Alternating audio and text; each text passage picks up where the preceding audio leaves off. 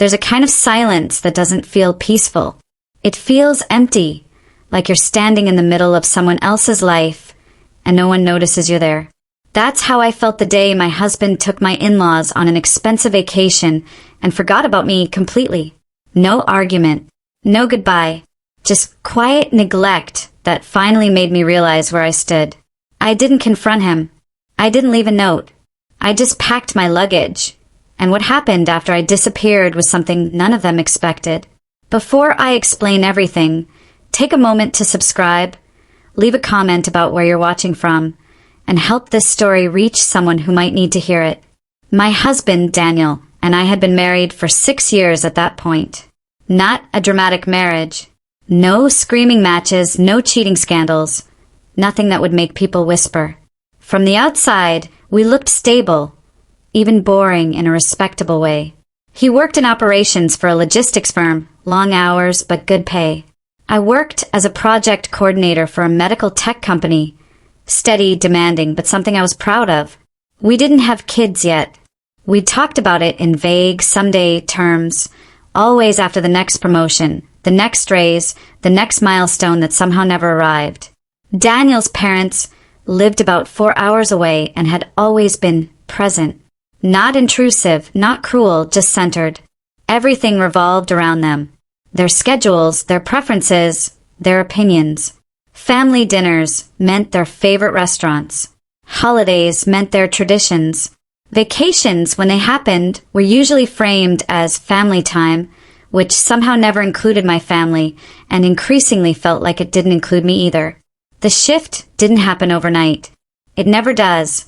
It started with small things, Daniel taking calls from his mother in the middle of our conversations, stepping outside to talk privately even when nothing sounded urgent, changing plans because his father wasn't feeling up to driving later, booking weekends around their availability instead of asking what I needed. I told myself it was temporary. His parents were getting older. He was a good son. That was a good thing, right? The vacation was announced over dinner. A casual Wednesday night. Leftovers reheated, the TV murmuring in the background. Daniel was scrolling through his phone, smiling to himself in that distracted way that already made my stomach tighten. "My parents are really excited," he said, not looking up. "About what?" I asked. He finally glanced at me. "I booked a trip for them. Italy. 2 weeks. Business class flights, private tours, the whole thing." I blinked. "You booked a trip?" "Yeah," he said easily. "They've always wanted to go. Dad's been talking about it for years." "That's generous," I said slowly. "When are you going?" He frowned, like the question confused him. "I'm not. I'm staying here. Work's crazy." I waited. Surely there was more. "So, when are we going?" He stared at me for a beat too long. "Oh, you're not." The words landed softly, which somehow made them hurt more. "Why?" I asked. He shrugged. "It's their trip. I wanted to do something nice for them. You know how much they've done for me." I did know. I also knew how much I'd done for him. The late nights I stayed up waiting when his shifts ran long. The promotions I delayed applying for because they'd require relocation and his parents needed him nearby. The savings I quietly funneled into our joint account when his company froze bonuses. I nodded. "Okay." He smiled, relieved. "I knew you'd understand." That was the moment I realized something was deeply wrong. Not because he booked the trip, not even because he excluded me, but because it never occurred to him that this might hurt. The next few weeks were a blur of preparation for them. Daniel spent evenings researching hotels, upgrading excursions, coordinating airport transfers. He asked my opinion on wine regions, on whether Lake Como or the Amalfi Coast would photograph better. I answered politely, like a consultant hired for a project I wouldn't benefit from. No one asked me how work was going. No one asked if I wanted time off. No one asked if I'd be okay alone for 2 weeks while my husband played travel agent for his parents' dream vacation. The morning they left, Daniel was buzzing with nervous energy. He triple-checked their passports, printed backup itineraries, weighed their luggage. I stood in the doorway with my coffee invisible. "Wish them a good trip for me," I said. He kissed my cheek absently. "You'll be fine, right?" "Of course," I said. I always was. The door closed behind him, and the apartment felt larger than it ever had. Quieter. Not peaceful, just hollow. I didn't cry. That surprised me. Instead, I started noticing things. How every photo Daniel sent me was of his parents, smiling, clinking glasses, standing in front of landmarks. How my name never came up in his messages. How when I mentioned a tough day at work, he replied with a thumbs-up emoji and a picture of his mother on a gondola. By day 4, something settled in me. A clarity I'd been avoiding for years. This wasn't about a vacation. It was about priority. About how easy it had become to leave me behind because I didn't complain, didn't demand, didn't make things difficult. I had trained everyone, including my husband, to believe I would always be there, holding the space no one else wanted to manage. That night, I opened the closet and pulled out my suitcase. Not dramatically, not angrily, methodically. I packed clothes for work. A few personal things. Documents. My laptop. I left behind everything that could be replaced. I didn't take photos off the wall. I didn't clear drawers. I packed like someone who wasn't planning to make a point, just a decision. I booked a short-term rental across town. Somewhere neutral. Somewhere quiet. Somewhere that was mine. Before I left, I walked through the apartment one last time. 6 years of life reduced to furniture and habits. I placed my wedding ring on the kitchen counter, right where Daniel always dropped his keys. Then I locked the door behind me. He didn't notice I was gone that night, or the next morning, or the day after that. And that was when I knew this wasn't just distance anymore. It was absence, and it was mutual now. Daniel did notice I was gone for 3 full days. That's not an exaggeration. 3 mornings passed, 3 nights settled in, and not once did my phone light up with a confused text or a missed call asking where I was. I checked my screen more often than I want to admit. Not because I hoped he'd panic, but because some small, stubborn part of me still believed he would eventually realize something was wrong. He didn't. I later learned why. His parents' vacation itinerary was packed. Early tours, late dinners, endless photos. Daniel was acting as their remote concierge, coordinating from home, answering calls at all hours because of the time difference. His attention was completely absorbed, and I was no longer part of the background noise he'd grown accustomed to. On the 4th day, I finally got a message. "Hey, did you move my blue jacket? Can't find it." That was it. "No, where are you? No, are you okay?" Just a missing jacket. I stared at the screen for a long time before responding. Then I typed, "No," and nothing else. He replied with a thumbs up. That should have hurt more than it did. Instead, it confirmed everything I'd already started to understand. I wasn't missed because I hadn't been absent in the ways that mattered to him. I was still performing my role even when I wasn't there, quiet, undemanding, self-sufficient. The short-term rental I'd booked was a small, 1-bedroom condo on the edge of downtown. Nothing fancy, but clean, bright, and mercifully silent. The first night, I slept with the lights on, not because I was afraid, but because I wasn't used to choosing how my space felt. Every decision, temperature, noise, lighting, had always been a compromise shaped around someone else. The first week passed in a strange calm. I went to work as usual. I didn't tell anyone what I'd done. I wasn't ready to explain it, not even to myself. At night, I cooked simple meals and ate them slowly, noticing how different food tasted when no one was rushing me or critiquing how I seasoned things. On day 6, Daniel finally asked the question he should have asked immediately. "Are you staying somewhere else?" "Yes," I replied. A pause. Then why? I read that word over and over. Why? As if this were a sudden, unexplained event, not the result of years of being quietly sidelined. "I needed space," I wrote. He didn't respond for hours. When he did, it was a paragraph that managed to say nothing and everything at the same time. He told me I was being dramatic, that his parents' trip wasn't about excluding me, that I should have said something instead of disappearing, that he didn't appreciate being blindsided. Blindsided. The irony almost made me laugh. I didn't argue. I didn't list grievances. I didn't bring up the birthday dinner skipped, the plans changed, the way my needs had always come second without discussion. I simply replied, "We can talk when you're back." He left me on read. 2 days later, his mother called. I almost didn't answer. Seeing her name on my screen made my chest tighten in a way Daniel's messages hadn't. But curiosity won out. Her voice was pleasant, overly calm. "Hi, sweetheart. Daniel mentioned you're staying elsewhere." "Yes," I said. "Well," she continued, "I hope you're not upset about the trip. It was just a special thing for us. You understand how important family is." I closed my eyes. "I do understand." "Good," she said, relieved. Because we were a little concerned. Daniel sounded stressed. "You know how much pressure he's under." "Of course. Daniel's stress. Always Daniel's stress." She didn't ask how I was.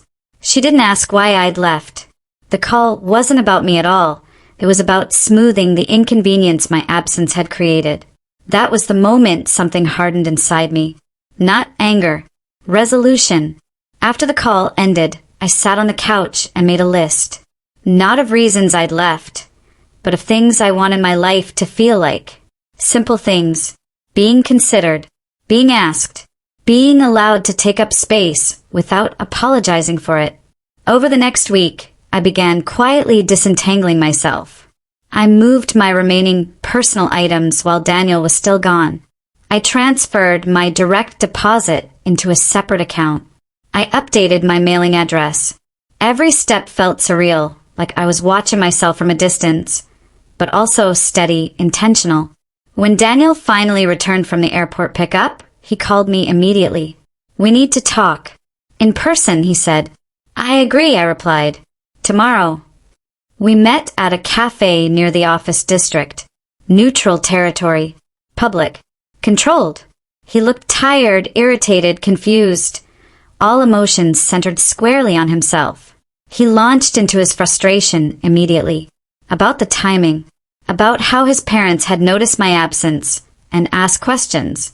About how awkward it had been explaining why his wife wasn't around. That's when I interrupted him. "Did you ever notice I was gone?" I asked. He blinked. "What?" "Before the jacket," I clarified. "Before your mom called. Did you notice?" He hesitated, then said, "I figured you were busy." Busy. The catch-all excuse that had always allowed him not to look too closely. I nodded slowly. "That's the problem." He frowned. "You're making this bigger than it needs to be." "No," I said calmly. "I've been making it smaller for years." He didn't know how to respond to that. Silence stretched between us, thick and unfamiliar. I told him I wasn't asking for apologies. I wasn't demanding grand gestures. I was telling him the truth, that I had reached a point where staying felt like erasing myself, and leaving was the only way to hear my own thoughts again. He accused me of punishing him, of abandoning the marriage, of overreacting to a vacation. I didn't argue with any of it, because the truth was simpler and harder. I wasn't leaving to teach him a lesson. I was leaving because I had finally learned one. When we parted ways, he looked shaken but not changed. And that told me everything I needed to know about what would happen next. I walked back to my car feeling lighter than I had in years, and completely unaware that the silence I'd created was about to start making noise on its own. The first real reaction didn't come from Daniel. It came from his mother. 3 days after our cafe conversation, my phone rang just after dinner. I knew who it was before I looked. There's a particular timing to calls like that, late enough to feel intrusive, early enough to pretend it's reasonable. I answered. Her tone had changed. Gone was the polite concern. This version was tight, controlled, carrying the weight of someone who believed things had gone off script. "Daniel says you've moved out," she said. "Yes." "And you didn't think to explain yourself to the family?" "The family. Not us." Not him. The family. I didn't leave the family, I said evenly. I left the apartment. That's not how this looks, she replied sharply. People are asking questions. I almost smiled. Of course they were. That was the real issue. Not my absence. The optics of it. I'm sure they are, I said. There was a pause, then the familiar pivot. Daniel's been under enormous pressure.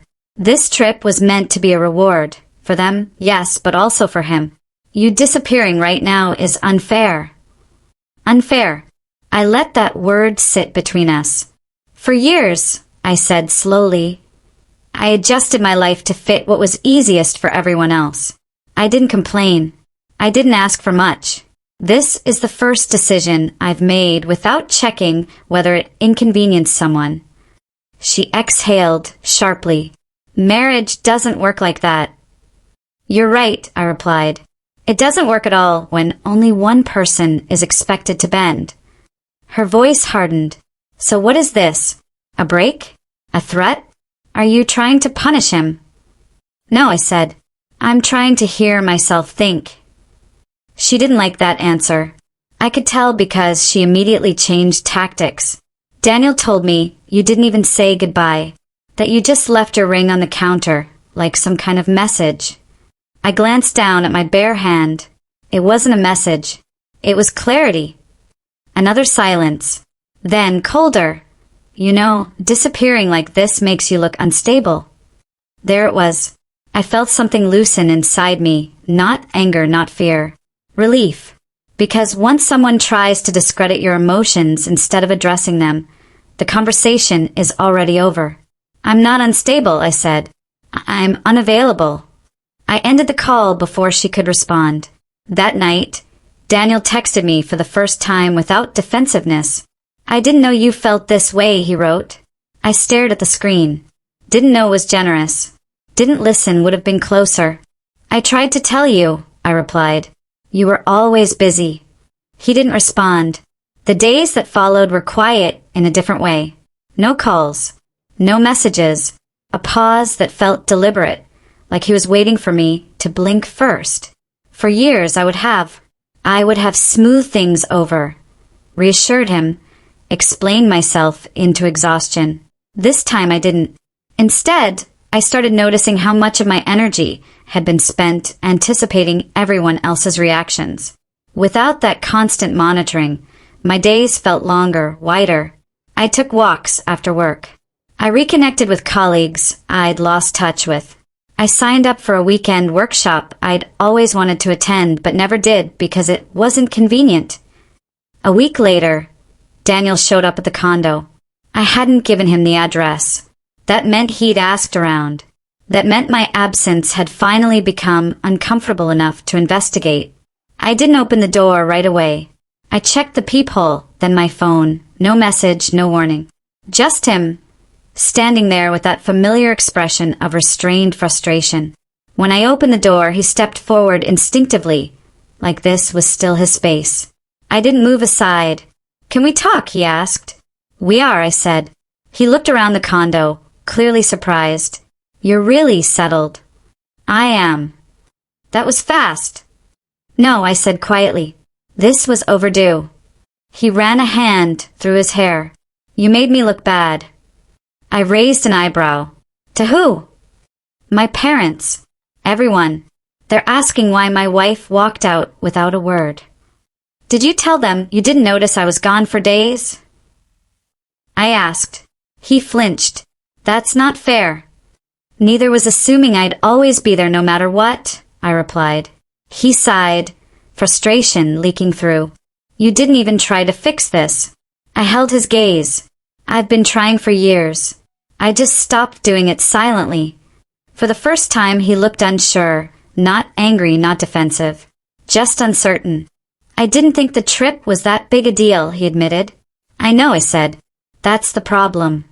He looked at me then, really looked like he was finally registering that this wasn't a phase or a tactic, that I wasn't waiting for permission to come back. So what now, he asked. I took a breath. Now I figure out what my life looks like when I'm not an afterthought. He nodded slowly, like he was processing something heavy but abstract. And me? That depends, I said, on whether you're willing to see me when I'm not accommodating you. He didn't answer. After he left, I sat on the couch and realized something startling. I wasn't shaken. No adrenaline. No second-guessing. Just calm. The next development came from an unexpected direction.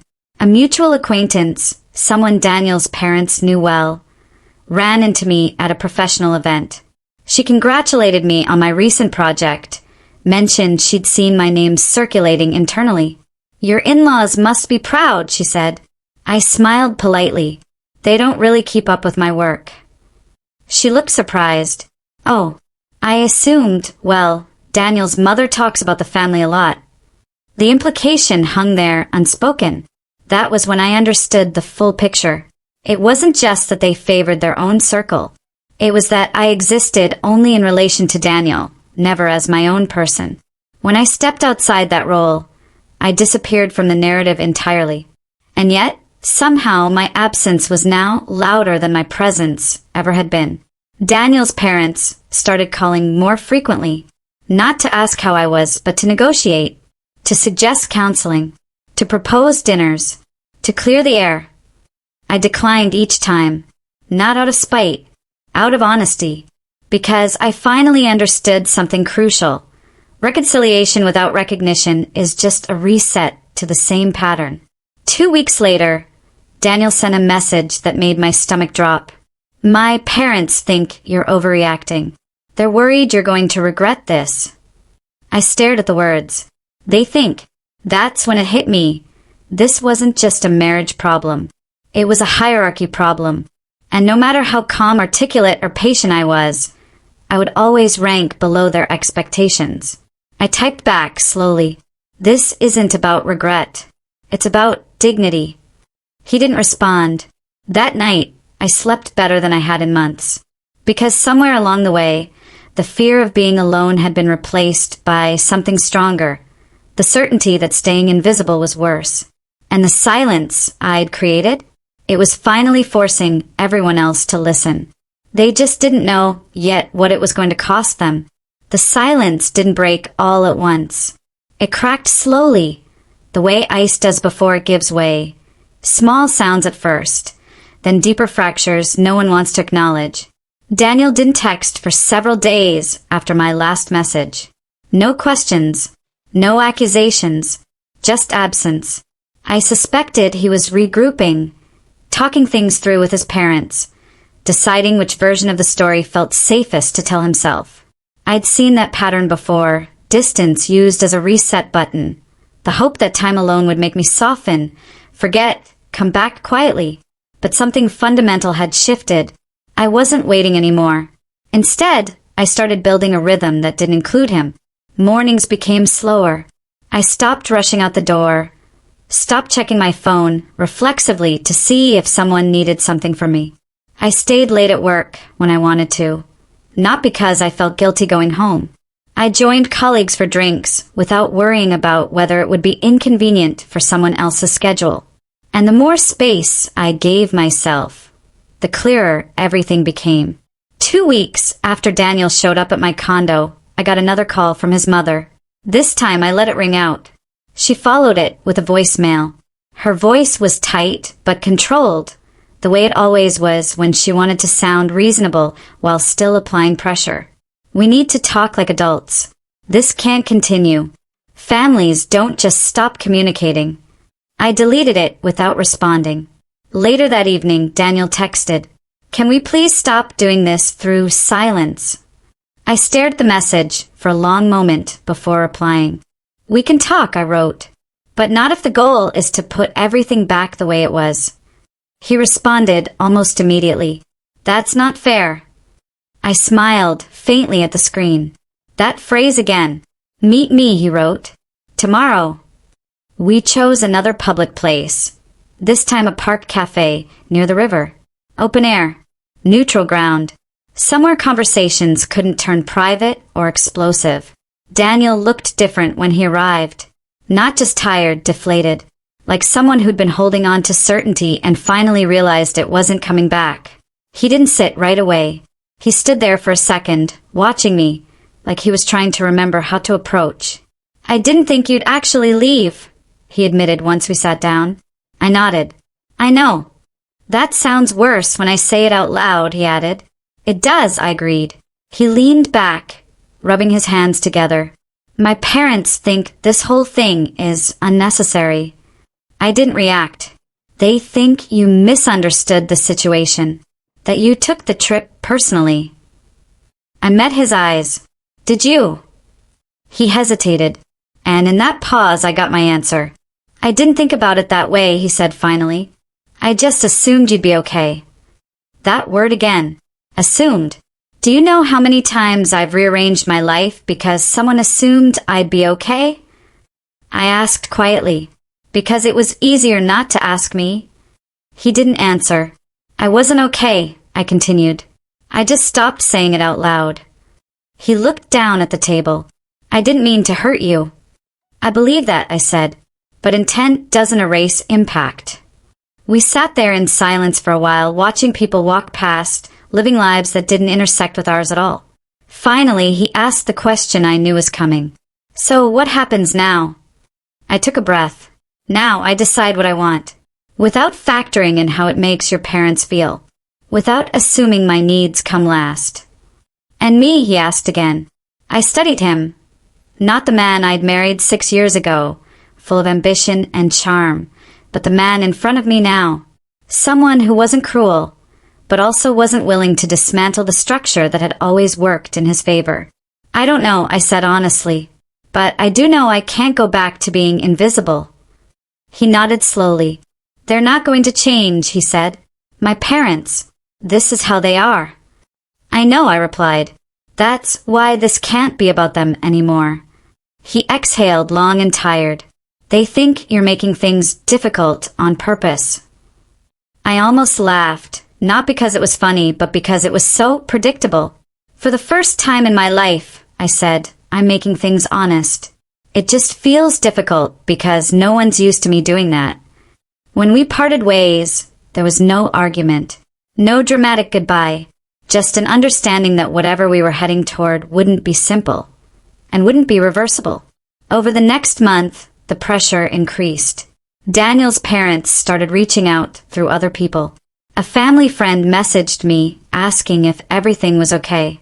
An aunt I barely spoke to sent a vague, "thinking of you" text. It was subtle, but I recognized the tactic, concern wrapped in surveillance. I stayed polite, distant, unavailable. At work, something else was happening. With my personal life quieter, my focus sharpened. I took on a leadership project that had been floating around for months, something I had previously avoided because it would require more responsibility, more time.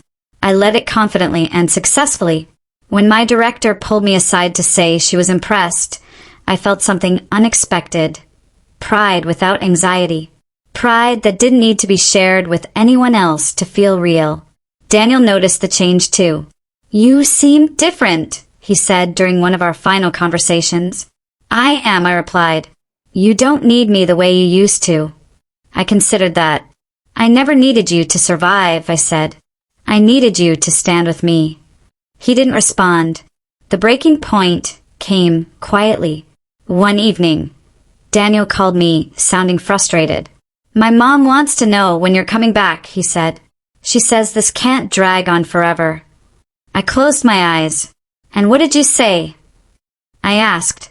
"That you just need time." Time. The universal placeholder. The thing everyone asks for when they don't want to do the real work. "That's not true," I said. He frowned. "What do you mean?" "I'm not taking time," I said. "I'm making a decision." The line went silent. "What decision?" he asked finally. I swallowed, not because I was unsure, but because saying it out loud would make it real. "I'm not coming back," I said. "Not to the life we had." He went very still. "So that's it?" he asked. "You're just done?" "I'm done being last," I said. "I'm done being assumed instead of considered. I'm done shaping my life around people who don't see me unless it's inconvenient not to." "That's not fair," he said again, weaker this time. "No," I replied gently. What wasn't fair was asking me to disappear, quietly. He didn't argue. He didn't fight. And somehow, that hurt more than if he had. The separation itself was practical. Logistics. Paperwork. Dividing what little we'd truly built together. It was civil, almost eerily so. His parents never reached out directly again. Not to ask how I was, not to say goodbye. Their silence was its own answer. And for the first time, it didn't wound me. Weeks later, I ran into Daniel's mother at a grocery store. It was accidental. I saw her first and considered leaving, but something in me decided not to. She stiffened when she saw me. "You've made things very difficult," she said without greeting. I met her gaze calmly. "I made a choice." She scoffed. "Families make sacrifices." "I did," I said. "For years." She didn't respond, just turned her cart and walked away. And that was the last conversation we ever had. Life didn't suddenly become perfect after that. There were lonely evenings, moments of doubt, times when I questioned whether I'd been too harsh, too decisive. But every time that thought crept in, I remembered how it felt to be forgotten without malice, how that kind of neglect cuts deeper than anger ever could. I remembered standing alone in that apartment while my husband coordinated a luxury vacation for everyone except me. And I remembered packing my luggage, not in rage, not in desperation, but in clarity. I didn't leave to punish anyone.